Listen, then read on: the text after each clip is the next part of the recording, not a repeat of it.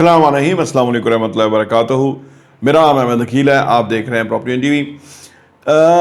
अगर आप generational wealth carry करते हैं, अगली जनरेशन तक आपकी वेल्थ जाती है, यानी आप अपने लिए पैसा कमाते हैं और उसमें आप एक बेहतरीन ज़िंदगी जीते हैं, और उसके अलावा लेकिन आप ये चाहते हैं कि जो आने वाली नस्ल है वो भी उसको भी कोई डायरेक्शन दे के जाएँ। कौन सी डायरेक्शन? उनको फाइनेंशियल एजुकेशन दे के जाएँ, उनके लिए असासे हों, वो हो उनके पास, उनको हैंडल करना आना चाहिए। ये सारी चीज़ें जो है ना वो जनरेशनल वेल्थ कहलाती हैं, सो दैट कि अगली नस्ल जो है वो भूखों ना मरे, वो ज़कात ना ले रही हो, वो लोगों से मदद ना मांग रही हो। ये बहुत आपने देखा होगा, अगर आप गौर करें, आपके दाएं बाएं लोग हैं, बड़ा अच्छा कारोबार था, सब कुछ सही था, वो बंदा फौत हुआ या बंदा अपनी उम्र पूरी करके गया, अगली नस्ल जो है वो बेचने बूझने पे लग गई। कभी कुछ बेच रहे हैं खा रहे हैं, कुछ बेच रहे हैं खा रहे हैं, नकम्मे नाअहल, कुछ करने के काबिल नहीं है, और वो सारी तबाही हो गई। क्यों हो गई? कि वो जो गुजर गया बेचारा, उसने अपनी औलाद को सिखाया नहीं, उनकी तरबियत नहीं की, उनके ऊपर वक्त नहीं लगाया, उनको आसानी आसूदगी में रखा। आसानी आसूदगी में जो औलादों को रखते हैं ना, वो कहते हैं कि आप बच्चों को खिलाएं सोने का नवाला, लेकिन उनको देखें शेर की नज़र से। ये थोड़ी पुरानी मिसाल है, लेकिन ये आप उनकी फेवर में बात जाती है। इसके बरक्स लोग करते कुछ उलट है, ठीक है, उनको खिलाते कुछ नहीं और उनको प्यार बड़ा करते हैं। उससे क्या होता है कि वो समझते हैं कि ये कोई उनकी तरफ उनके लिए कुछ नहीं है, यानी उनकी ज़िंदगी में कोई सारे चैलेंजेस ही हैं, कि वो भी करता कुछ नहीं है, वालद औलाद भी आ गया इसी तरह ही है, और आप सोचें फिर वो क्या होगा कि वो ज़िंदगी डिज़ास्टर है। जनरेशनल वेल्थ कैसे कन्वर्ट करनी है अगली नस्ल में, आइए बात करें। नंबर 1 ये है कि जी स्मार्ट इन्वेस्टमेंट्स। जितना आप लॉन्ग टर्म इन्वेस्ट करेंगे और स्मार्ट इन्वेस्ट करेंगे, वो चीज़ आने वाले टाइम में बहुत बड़ी कंपाउंड होगी, बहुत बड़ा उस पर ऊपर फ़ायदा होगा। आमतौर पे लोग फार्म शाम ले लेते हैं कि चलो 15 साल बाद 20 साल बाद को प्लॉट मिल ही जाएगा। ये कोई अच्छी अप्रोच नहीं है, ये पैसा ज़ाया करने का मंसूबा है।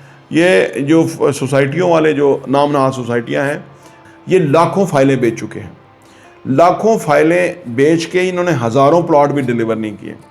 तो आलम ये है, तो आपको ट्रक की बत्ती के पीछे लगाया हुआ है जिसका कभी नंबर नहीं आना। DHA वैली और बहुत सारी सोसाइटियाँ हैं, अभी तक लोग रुल रहे हैं, वो फाइलें किसी जोगे नहीं, ना कोई फाइलों को ख़रीदता है, और इस तरह चल रहा है।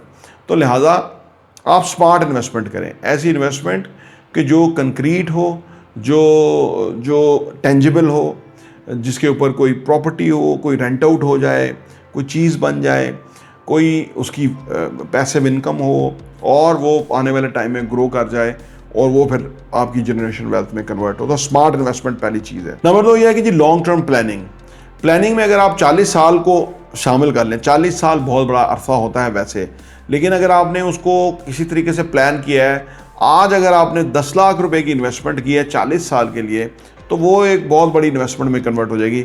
डिपेंड्स कि आपने सही डायरेक्शन पे वो किया है। मैं एक मिसाल दे रहा हूँ, अगर करोड़ रुपए की इन्वेस्टमेंट की है तो 40 साल के बाद वो अरब रुपए की इन्वेस्टमेंट हो जाएगी। अब आप सोचिए कि उस वक्त ये बहुत बड़ा पैसा होगा, आज चले इतना पैसा नहीं है। तो यानी इस तरह अगर आप ये जो लॉन्ग टर्म सोचेंगे, तो इससे आप की जो वेल्थ है वो अगली जनरेशन में कन्वर्ट हो। नंबर 3 ये है कि जी एजुकेशन। अगर आप अपनी औलाद को एजुकेशन देते हैं जिससे वो ज़माना शनास हो जाते हैं, जिससे वो ज़माने की ऊंच नीच समझ जाते हैं, जिससे वो लीगल चीज़ें समझ जाते हैं, जिससे वो हर तरह की चीज़ों को समझ जाते हैं, तो ये चीज़ जनरेशन वेल्थ में कन्वर्ट हो जाएगी, क्योंकि वो उनके पास जो भी होगा या जो भी इनहेरिट करेंगे उसको कीप करने की सलाहियत होगी, और उसको भी वो आगे पास ऑन कर जाएंगे। नंबर 4 ये है कि जी स्टेट प्लानिंग। आप अपने जो वसीयत वगैरह के लिए ना उसकी तैयारी करें, ताकि जो आपकी अगली नस्ल है और ये जो चीज़ें उनके पास जाएंगी, उनके अंदर आपस में कोई मुकदमेबाजी, कोई लड़ाई झगड़ा, ये चीज़ें ना हो।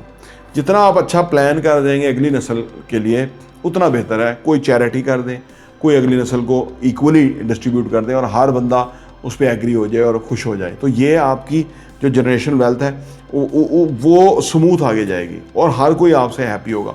ये मसला होता है औलाद में, अक्सर ये चीज़ें पैदा हो जाती हैं। पहली बात यह कि उनकी अपब्रिंगिंग इस तरह करें कि वो इन चीज़ों को समझें, उन्हें पता हो कि किसने कितनी एफर्ट की है, किसका कितना राइट है। दूसरी बात यह है कि वो जो भी आप करें उसको एक्सेप्ट करें। नंबर 5 और आखिरी है कि जी फाइनेंशियल लिटरेसी, फाइनेंशियल मामलात को समझना, पैसे को कैसे ग्रो करना है, पैसा कैसे बढ़ाना है, जो पैसा है उसको कैसे टेक केयर करना है, उसकी अपग्रेडेशन कैसे करनी है, ये बहुत सारे मामलात हैं जो कि फाइनेंशियल लिटरेसी में आते हैं। ये आप ज़रूर कोशिश करें अपनी औलाद को लिटरेसी फराहम करें। लोगों ने अपनी औलाद को कोशिश करते हैं लेकिन होती नहीं है। लेकिन अगर आप हमारा चैनल प्रॉपर्टी वीएन टीवी उनको सब्सक्राइब करवा देंगे तो उनको कोई ना कोई वीडियो ज़रूर क्लिक करेगी और उसके ऊपर वो इस तरफ सोचेंगे, उनका रुझान इस तरफ आएगा जिसका उनको बहुत फ़ायदा होगा। तो मेरी दुआ है कि आपकी जो वेल्थ है वो जनरेशन वेल्थ में कन्वर्ट हो, सो दैट कि आपकी औलाद आपके लिए दुआएं करे और वो आपके लिए नेक काम करे और वो आप अपना पैसा नेक कामों में लगाएं, सो दैट कि और इंसानियत का फ़ायदा हो। प्रॉपर्टी वीडियो देखने का बहुत बहुत शुक्रिया।